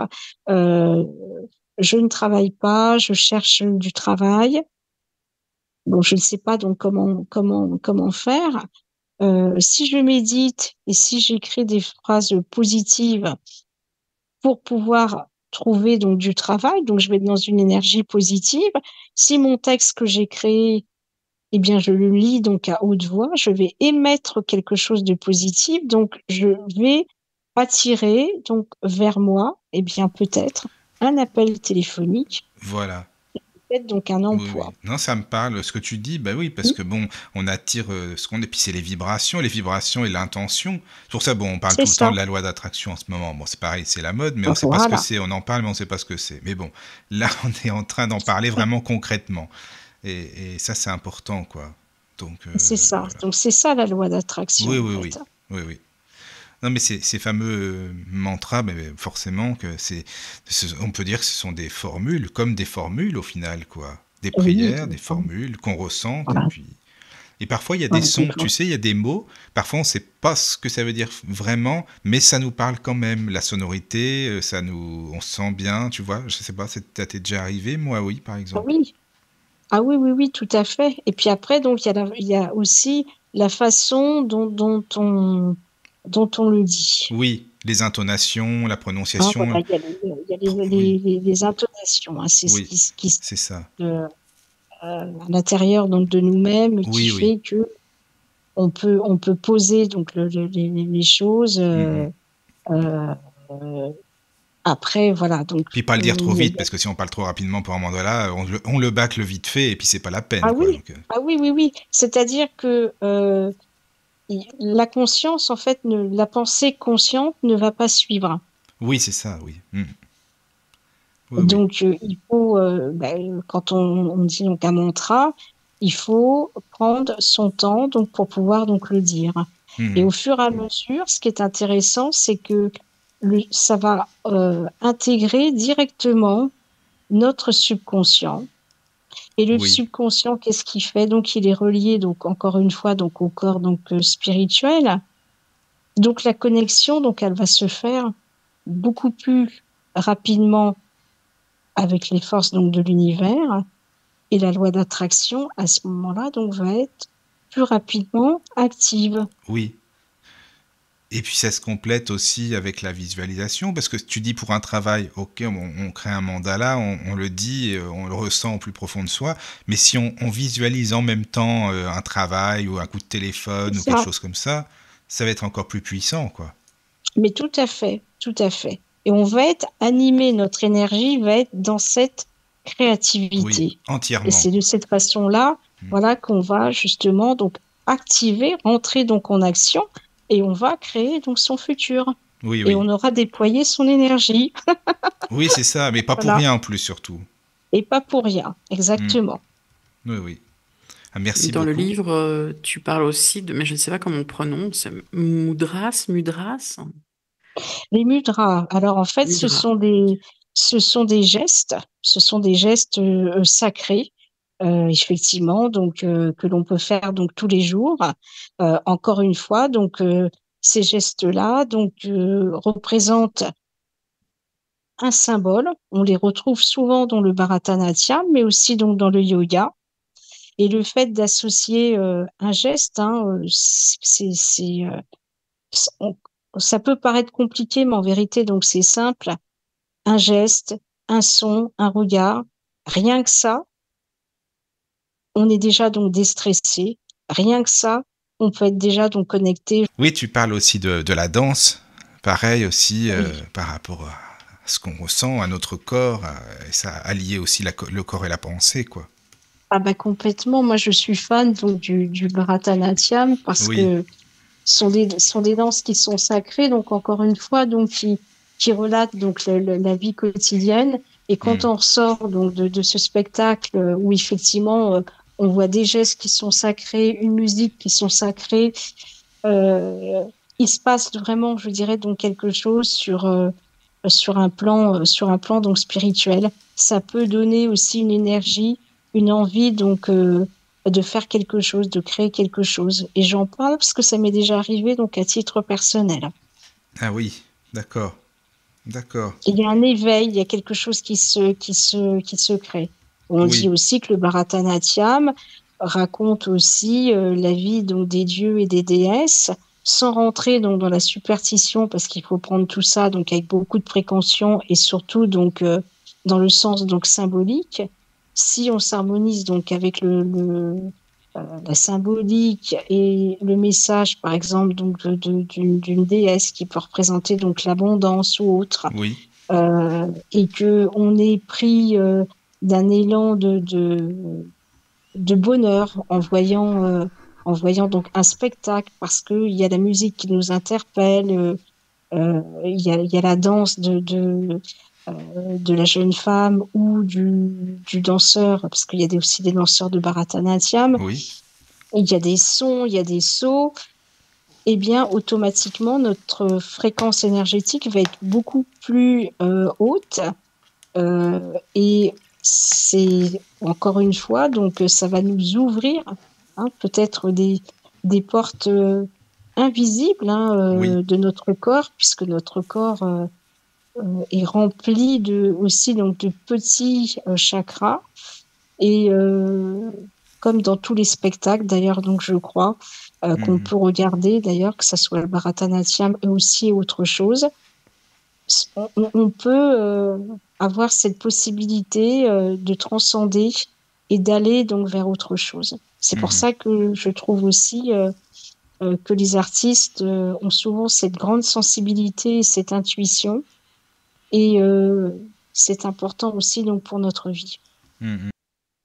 Mais je suis d'accord, en tout cas, c'est bien d'apprendre tout ça avec toi. Merci beaucoup. C'est Merci. moi qui vous remercie. Et tu parles aussi de ce qu'on appelle la respiration solaire. Oui. Alors, tu expliques, hein, bon, on va pas donner non plus les exercices, le but c'est que les auditeurs lisent ton livre, mais je voulais savoir, est-ce que tu connais Onra Mikhaila Ivanov? C'est la Alors, fraternité blanche universelle, enfin bon, il a beaucoup de thèmes différents, mais je voulais savoir si ça avait rapport avec ce que tu dis, la respiration solaire. Lui, il dit que tous les matins, par exemple, c'est bien au lever du soleil de faire des exercices de respiration pour être en communion avec l'univers, quoi, au final. mais il a raison. Il a parfaitement raison. Quand on fait donc du yoga, effectivement, donc on prend conscience donc des pouvoirs de la respiration. On ne doit pas négliger donc son corps physique si effectivement donc on veut éveiller notre corps psychique et émotionnel et celui aussi spirituel. Donc la respiration, donc elle est effectivement, elle est primordiale, quoi. C'est vraiment l'ouverture de l'être par excellence. Donc il a parfaitement raison. D'accord, d'accord. Donc toi, tu pratiques souvent ces Oui, exercices-là. oui, c'est très important. Mhm. D'accord. Oui, Méditer, oui. boire de l'eau, Ah oui, oh là là, ça, apprendre à respirer, c'est vrai. c'est vraiment se connecter vraiment Ouais. donc avec son moi profond. Mhm. Oui, c'est sûr. Tu parles aussi, moi j'ai beaucoup aimé aussi ce chapitre, des encens, des propriétés des encens aussi, et même Oui. par rapport au jour aussi, hein, enfin c'est pareil quoi. Je sais pas, qu'est-ce qu'on pourrait en dire enfin toi tu les utilises Alors, comment par exemple? alors en fait, j'ai voulu, enfin j'ai créé ce chapitre sur l'encens. J'ai fait donc une recherche Oui, particulière, mais c'est vrai que j'en utilise parce que on a besoin de se retrouver dans une ambiance harmonieuse. En fait, il faut s'aider. Euh, Soyons clairs donc avec nous-mêmes. C'est vrai que voilà, vous sortez donc du travail, vous êtes dans les embouteillages, c'est pas facile. Vous arrivez, il a fallu aller chercher donc les gamins donc à l'école. Il faut s'occuper donc des devoirs. Enfin, il y a plein de contextes qui fait que on arrive chez soi, on se dit bah non, ah là là, donc il faut que je médite. Mais par contre, j'ai besoin donc de me déstresser, j'ai besoin de faire quelque chose. Mais si je me mets tout de suite comme ça, donc en méditation, bon, en fait, la méditation, elle marchera pas. Pourquoi? Parce que je ne suis pas déconnectée encore de ce que j'ai fait de ma journée de travail. J'entends les cris du petit garçon, de la petite fille ou des enfants. Je suis encore stressée. Donc, on va créer donc une ambiance donc harmonieuse. Donc, l'encens, effectivement, donc va être intéressant parce que il va donc dégager donc une odeur. L'odorat donc fait partie de nos 5 sens. On doit travailler aussi donc avec nos sens, qu'ils soient visibles ou même donc invisibles. Ils sont là et on a besoin donc de se connecter avec ces sens-là. Donc, en l'occurrence, donc l'odorat qui va nous apaiser, qui va nous permettre d'aller euh, dans cette espèce donc de paix donc intérieure, hein, qui va nous enivrer d'une odeur qui est aussi donc symbolique, hein, puisque les encens donc ont aussi donc des symboles. Il y a des encens qui procurent la paix intérieure, d'autres qui vont nous permettre d'être beaucoup plus donc sereins, d'autres qui vont nous on va avoir l'impression qu'ils vont nous purifier donc intérieurement. Donc c'est bien de travailler aussi donc avec ce sens-là qu'on a tendance donc à oublier d'ailleurs, le oui les sens de l'odorat. propriétés, hmm, On a propriétés des tendance à encens. oublier les propriétés. Ben oui c'est ça. Et Donc pourtant c'est pour ça l'odorat que je conseille l'encens. c'est le sens. En plus l'odorat c'est le sens vraiment le plus puissant parce que tout ce dont on se souviendra c'est vraiment les odeurs quand on est tout Tout à petit et fait, c'est les odeurs qui restent. tout à fait. Et on a tendance à oublier ça. Oui, c'est ça. Donc, c'est bien de créer cette ambiance, donc cette petite ambiance harmonieuse, un espace un peu cocooning, euh, voilà, se retrouver donc avec soi-même. Alors, ce que je dis donc souvent, d'ailleurs, donc dans ce livre, au début, on va avoir l'impression, oh là là, c'est long. Mais quand on prend donc l'habitude, allez, en 10 minutes, on peut méditer, hein. Et alors, c'est tout à fait possible, hein. Vous arrivez donc chez vous, ou le soir, euh, bon, vous isolez donc un peu, ne serait-ce de se retrouver 10 minutes donc avec soi-même, en créant donc une petite ambiance donc harmonieuse. Après, vous allez être bien. Qu'est-ce que vous allez être bien donc après pour discuter et Oui. partager un moment Mhm. de bonheur avec votre conjoint ou votre C'est ça. conjointe, Ça, plus avec de la vos enfants? musique qui correspondent. Alors Oui, là, ça, c'est rien de mieux, hein, c'est vrai. Hein. voilà. Mm. Et tu sais, toi, tu purifies aussi ta maison avec les encens. Oui, Oui, tout à d'accord, fait. d'accord. Alors, et c'est aussi d'ailleurs donc c'est très important par rapport au métier que je pratique. Bah déjà de me retrouver donc aussi avec moi-même et aussi de purifier donc mon espace, d'ouvrir les fenêtres, hein. Et ça, c'est important aussi, voilà, de s'harmoniser donc avec les lois de la nature et de respirer, de pouvoir donc respirer, de prendre une pause, d'être avec soi-même. D'accord. Dans ton Oui, livre, tu dis aussi que chaque jour est lié à une couleur, une planète, une Oui, divinité.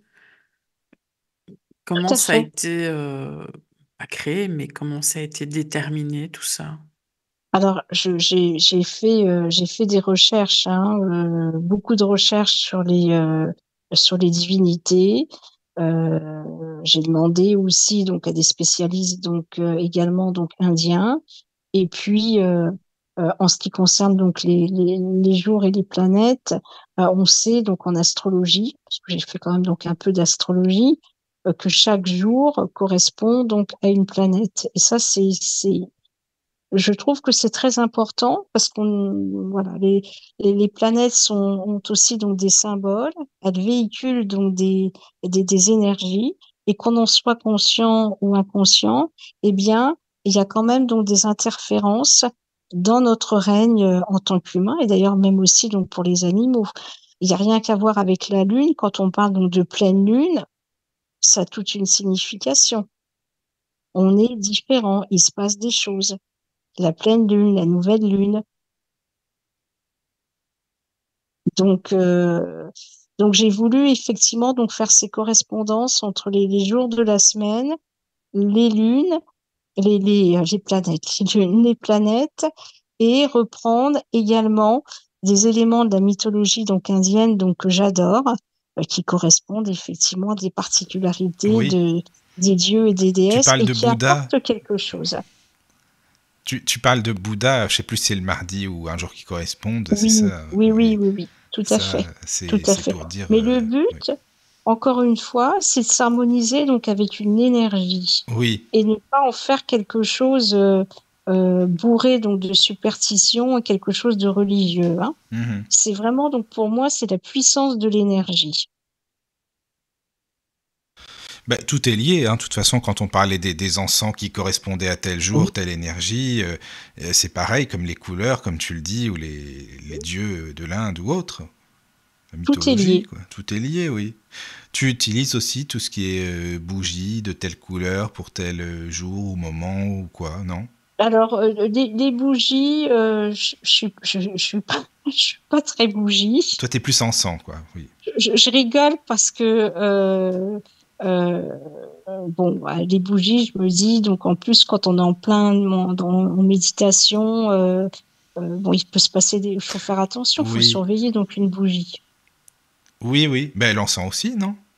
Alors, oui, mais je trouve que c'est un petit peu donc Ah, différent d'accord, parce que d'accord. voilà, tu vas le mettre de côté ou Hmm. autre. Mais les bougies, donc je suis pas très bougie, je suis D'accord. couleur, mais bon, J'aime bien les bougies donc pour décorer, mais je vais pas Oui, oui, utiliser donc des bougies tous les jours parce que d'accord. bon, voilà. Après, ça peut avoir aussi donc un côté un petit peu superstitieux Mais je comprends, hein. Oui, et oui. ésotérique, mais dans le mauvais sens du terme. Mhm. Et tout ça, c'est pas ma tasse de thé du Non, non, non, tout. non, mais je comprends. C'est un ressenti aussi, de toute façon. Oui, oui, Voilà. oui, oui. Tout simplement, quoi. Oui, oui, oui. Non, c'est normal. En plus, c'est bien, tu nous emmènes dans ton univers, là, c'est super sympa. Et puis bon, relié, parce que de toute façon, on est tous reliés en même temps. Tout à fait. Donc, Tout à fait, parce que moi, ça fait partie de mon héritage spirituel oui, du côté donc maternel, mais on pourrait faire ce voyage-là en Grèce, en Asie, en Égypte, oui, oui, oui. dans Oui. les pays orientaux. C'est une recherche d'ailleurs que j'aimerais beaucoup faire donc un jour. Ah, c'est vrai, c'est bien ça. Voilà, Mhm. parce que je suis aussi donc ouverte, bien évidemment, donc euh, au monde, à tout ce qui se passe dans les différentes civilisations. C'est Oui, très intéressant. c'est sûr. Tu es aussi intéressé par la lithothérapie, les pierres, Oui, parce que tu en parles aussi, hein, dans oui, ton on livre. parle aussi hein, des pierres. Hein. Voilà, oui. C'est en fait tous les petits conseils chaque jour, des petites choses qu'on peut utiliser, qui sont donc à notre portée et qui font partie de notre bien-être et qui peut Mhm. nous apporter le plus pour être bien, pour être positive et améliorer son quotidien et Oui. arriver par excellence à la maîtrise donc de sa vie. Mhm. Mais pour toi, chaque pierre a une énergie à elle bien spécifique. Oui, chaque pierre donc a une énergie donc qui est spécifique et les pierres ont énormément donc c'est vrai donc de pouvoir quoi. Oui. Et quand on dit recharger les pierres, toi, est-ce que ça te parle ou non? Oui, effectivement, donc ça me parle parce que les pierres font corps donc avec nous Oui. et selon donc nos énergies du moment, eh bien ça peut créer donc un déséquilibre. Donc c'est bien donc de les recharger encore une fois donc en se servant donc des éléments de la nature. D'accord. Non, mais tu sais, je te demande ça parce Des que j'ai éléments. l'impression qu'il y a deux écoles, parce que ben, j'entends souvent ce que tu dis, qu'on faut les recharger. Et il y a aussi une autre école où on dit, mais ça veut rien dire du tout, c'est n'importe quoi. Elles sont dans la nature, les pierres, et elles sont pas rechargées par je sais pas quoi. Donc quand elles sont dans la nature, et même si on les touche, il n'y a pas besoin de recharger. Alors moi, ça me paraît plus logique qu'on les recharge, mais Oui, qu'on les voilà. recharge. Hein, les pierres elles doivent faire corps donc Oui. avec l'être humain. Donc ça me Mhm. paraît On pour peut les moi donc recharger évident. avec de Oui, l'eau, par oui, exemple. oui, tout à fait, tout à fait. Encore une fois, les éléments donc naturels. Hein. Oui, oui. Mhm. Voilà, le règne végétal n'est pas notre ennemi, il est notre ami. On est reliés. Hein. Oui. On a parlé du règne animal, mais il y a aussi donc le règne végétal. Hein. Oui, bien sûr. Ah oui, c'est super important, hein, le ring Mais végétal. oui. C'est ça, quoi. Et donc, Et pour toi, il y a une pierre qui correspondrait au jour, au moment de l'année, à la... alors, les pierres, elles correspondent. Il y a des pierres qui correspondent donc au jour, Mhm. et puis il y a des pierres aussi qui vont correspondre également à nos propres énergies, Oui, puisque nous sommes tous donc des âmes personnalités donc uniques. oui, On oui, oui, évolue donc, et les pierres, elles vont aussi donc correspondre également donc à notre évolution oui, au quotidien, c'est donc ça. à l'année. Donc il y a plusieurs choses quoi. Mhm. Bah oui, parce qu'on a tous une énergie différente, donc une pierre peut nous Tout à fait, correspondre. tout à Oui. fait. Et tu sais, au cours d'une vie, bon, on a quand même une énergie, bien sûr, spécifique, mais l'énergie, elle change un peu, t'es d'accord, au cours de la vie? Ah bah, elle change donc en permanence. Oui, elle change en permanence, c'est ça. Voilà, même dans une journée, il peut y avoir plusieurs énergies en Mhm. fonction de nos réactions, en fonction Oui. de nos expériences. Et ça Mhm. jusqu'à notre dernier souffle. Oui, oui. Mais il y a quand même un truc de base. On est d'accord, une énergie de base qu'on a en nous, mais qui change, qui évolue selon les moments. C'est ça. Exactement. Hein, selon On pourrait d'ailleurs, c'est comme ça qu'on fait des diagnostics donc avec l'aura, hein, en Oui, fonction ah de nos voilà. Oui, capacités physiques, oui, oui. psychiques et spirituelles. L'énergie, donc, elle va changer. C'est pour ça que notre aura donc va être aussi donc différente. D'accord. Donc à un Donc, mais moment de tout est notre... imprégné, hein, Oui. l'être humain à l'intérieur de soi-même, une véritable cartographie, Mhm. euh, donc invisible mais visible justement pour ceux qui sont intuitifs et ceux qui ont des facultés extrasensorielles. Oui. Donc à un moment de notre vie, selon notre énergie, on pourrait être plus attiré ou plus avoir besoin de tel style de pierre, par exemple, ou tel style Tout à fait, d'encens. C'est ça, hein? tout à fait. D'accord. Bon, bah, c'est super intéressant, hein, vraiment. Si t'as des questions, Caro, hein, parce que moi je suis à fond, hein, Bah j'ai plein oui. de questions. C'est pour ça, hein. Désolé Soraya, avec toutes mes questions, moi je suis vraiment à fond dans le sujet, donc c'est pour Ah ça. ben c'est bien, Bah oui, oui, c'est oui. Non, bien, mais c'est ça vrai que c'est m'intéresse. vaste. Bah, c'est surtout que ça me parle beaucoup, hein, mais ça, c'est vraiment des sujets que j'aime beaucoup et que je ressens en moi, donc voilà, c'est pour ça, quoi. Donc, Caro, vas-y, hein, je vais pas non plus Ben, monopoliser. non, mais en fait, donc ta méthode, en fait, c'est de toujours lier la visualisation, les mandalas, euh, la méditation, etc. Donc, Alors c'est effectivement méditer, visualiser, agir pour améliorer donc sa vie. La vie est un éternel recommencement et la vie est une lutte de tous les jours. Et le but donc de la vie, c'est arriver donc à la maîtrise. Alors on l'a en cette vie, et puis on l'aura peut-être donc dans d'autres vies.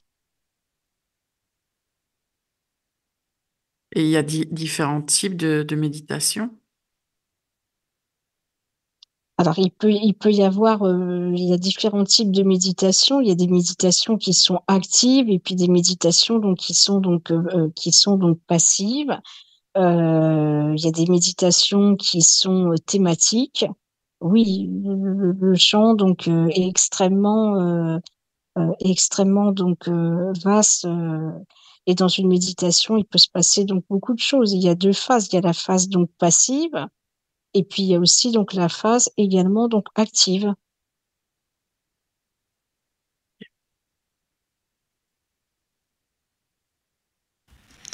Alors après, je sais pas s'il y a des questions sur le chat, mais Il y dis-moi. avait une Oui. personne, Estelle, qui demandait où on peut trouver ton livre. Ah bah, c'est une bonne Oui, alors question. mon livre est aux éditions Maya. Donc on peut l'avoir donc chez l'éditeur, on peut l'avoir également donc chez Amazon aussi, et puis Dans dans les d'autres petits... librairies. Oui, voilà, dans les librairies, quoi. Voilà, Il est pas voilà. On a difficile dit à aux trouver. éditions Maya, donc on peut le voir très rapidement. Donc Estelle, tu peux y aller. Voilà, c'est bien ça. Tu sais, bon, tu parles aussi de la puissance des mots, de la force des mots, parce qu'on a parlé de l'intention, mais aussi la force des Hmm. mots, on a parlé un peu tout à l'heure. Mais est-ce que tu es d'accord que un mot peut parfois toucher ou faire beaucoup mal, beaucoup plus mal ou beaucoup plus de bien que le physique, par exemple? Ah oui, non mais tout à fait. Je veux dire, avec un Tout mot, tu peux détruire ou brûler quelque chose, comme tu Oui. peux donner de l'or à ce que tu dis, on est d'accord? Ah oui, mais tout à fait.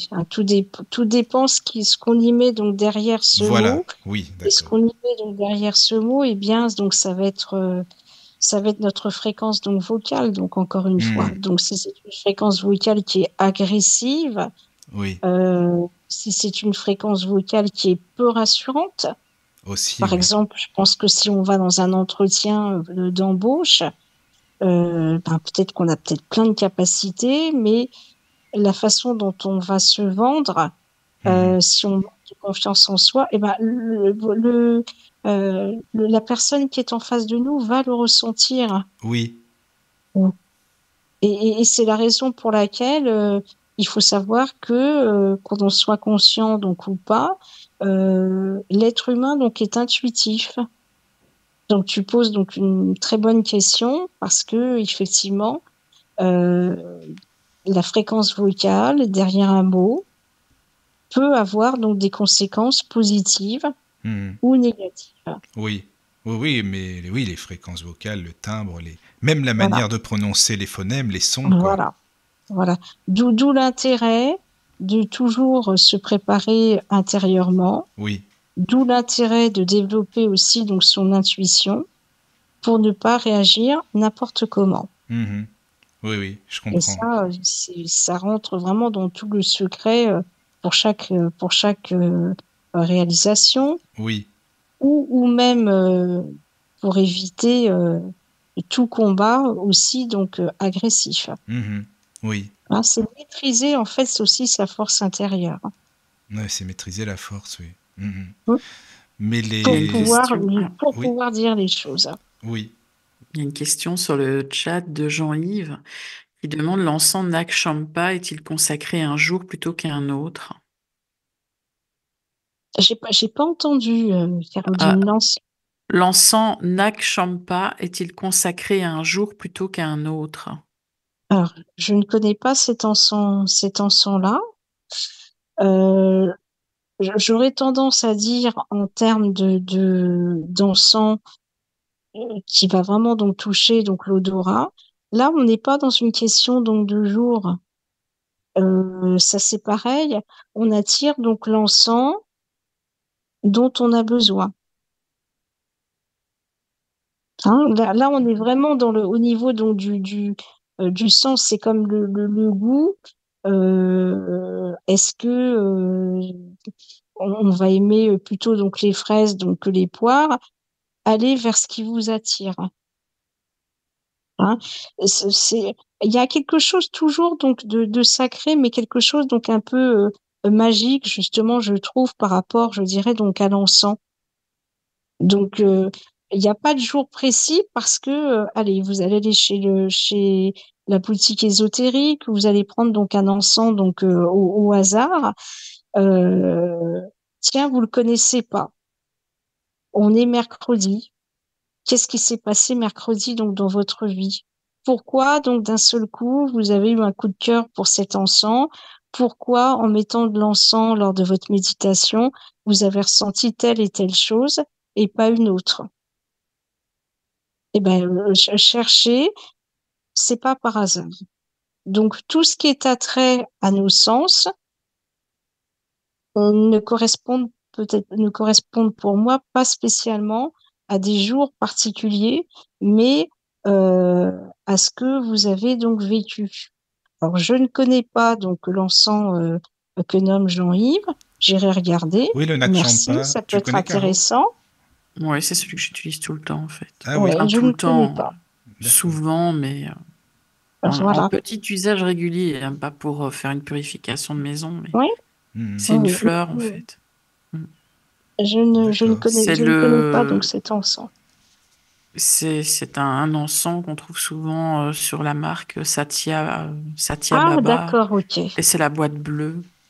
D'accord, ok. Ouais, Mm. je vois maintenant ce que c'est.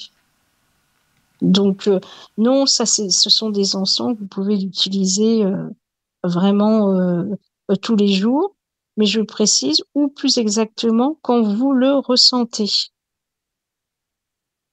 Quand vous le ressentez. Et si vous l'avez ressenti un lundi et pas un dimanche, il y a certainement donc une raison.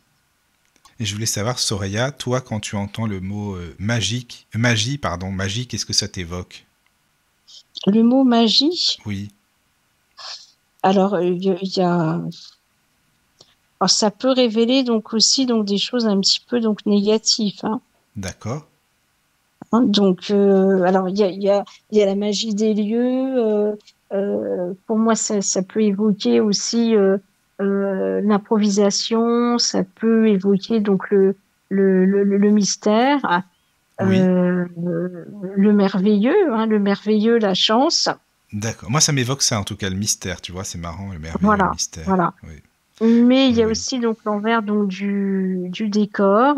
Ça peut être aussi donc des déviances en ce qui concerne donc la magie, des choses exotériques qui sont très très très négatives. Oui, oui, oui. Tu vois ce que je veux dire? Oui, je comprends. Et c'est d'ailleurs aussi pour ça euh, euh, que j'ai fait aussi donc ce livre parce que on n'a pas besoin d'aller voir donc des marabouts, d'accord? Mais il y en a plein des maîtres Euh, marabouts maintenant sur ouais, Facebook. il y en a plein, des sorciers Oui, qui vous oui, c'est prennent ça. plein d'argent. Voilà, c'est Arrêtez ça. tout ça, prenez Hmm. votre destin en main.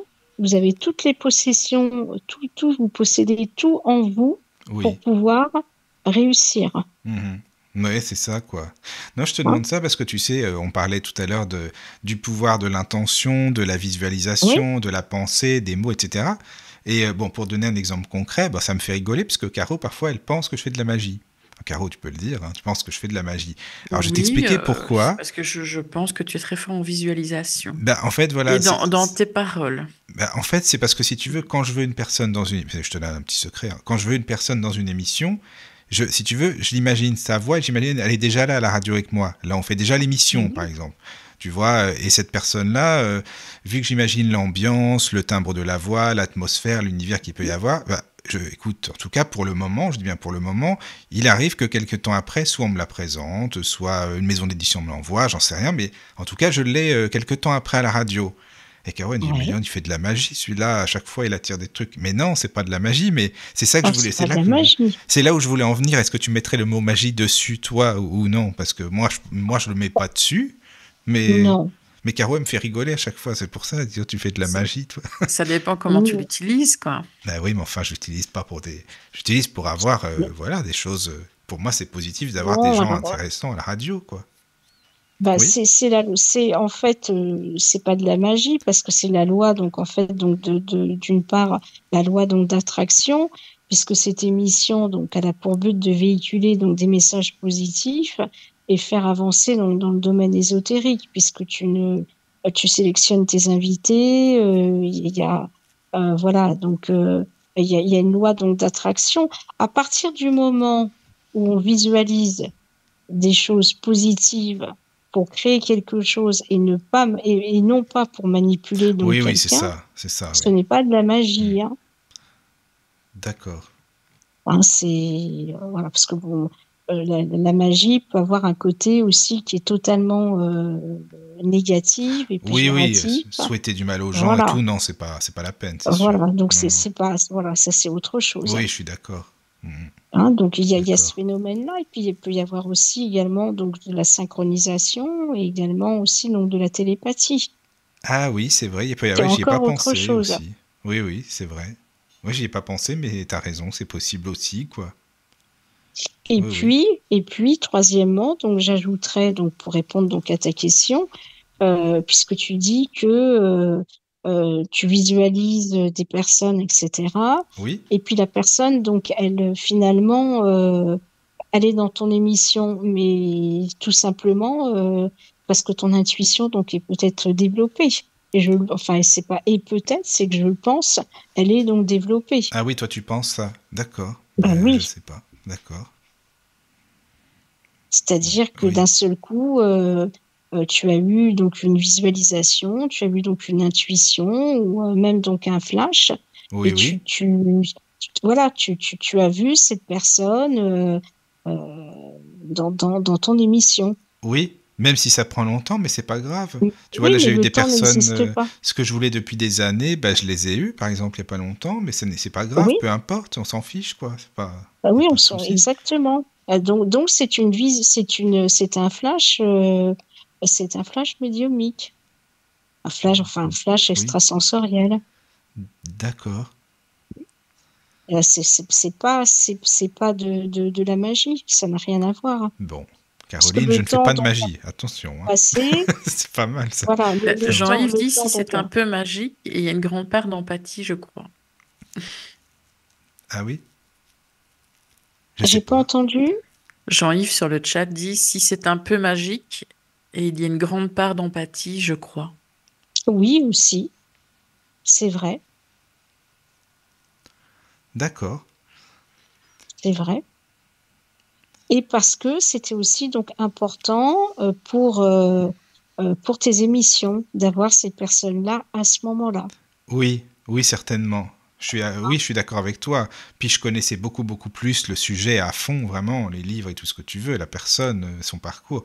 Oui, c'est ça, c'est quand vraiment je suis prêt et quand elle est prête aussi, certainement de son côté. Exactement. Là, encore une fois, les choses, elles ne se font jamais donc par hasard. Oui, voilà. Bah, Soraya, dis donc, tu m'auras appris plein de choses, là. Tu m'auras appris plein de choses ce soir. Enfin, confirmé en tout cas beaucoup de choses, ça c'est sûr. Eh bien, écoute, je t'en remercie donc également. Ah ben, c'est moi qui te remercie. C'est très, très intéressant ce type d'émission parce que ça permet d'aborder donc tout un tas donc, de sujets et c'est très enrichissant. Et encore une fois, c'est vrai que la radio donc, apporte vraiment beaucoup de choses. Oui, mais c'est gentil.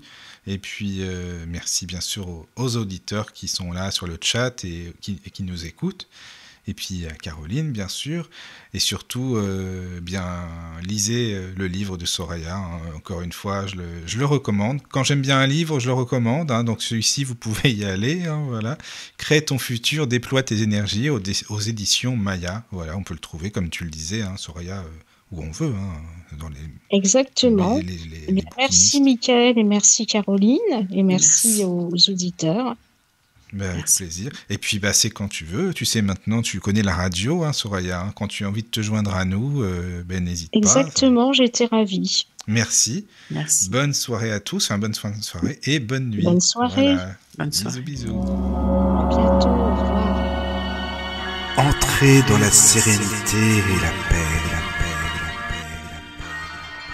Bienvenue sur la radio du Lotus.